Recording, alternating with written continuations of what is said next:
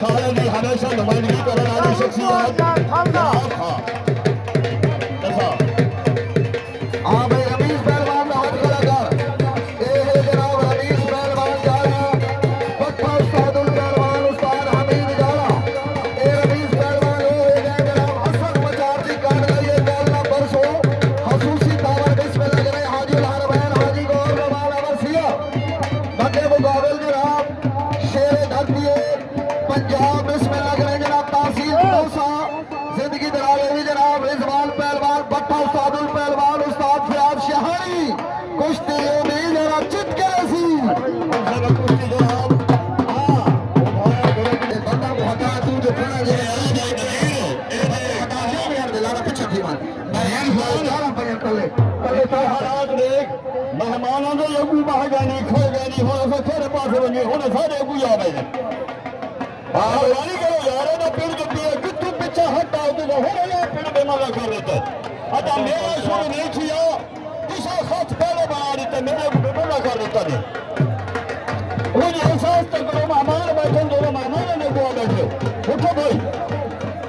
ना जन उठिया वो तुम तो खोर में दूसरा दूसरा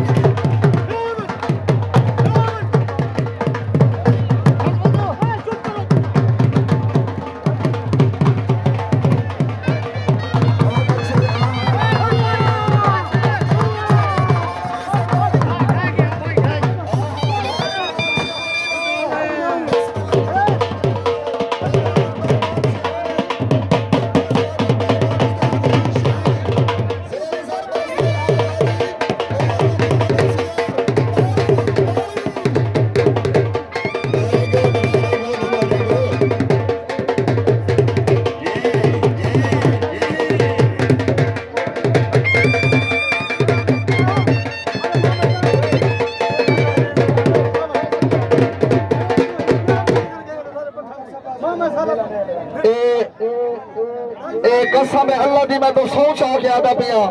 ये जरा मेला दी 500 रुपए टिकट हक बढ़ दी बाती थोड़ी आई ये नजीर पहलवान और हाजी गोहर सारे आगे अगर तो सादा ये पोजीशन समेला रह बंदे तो टिकट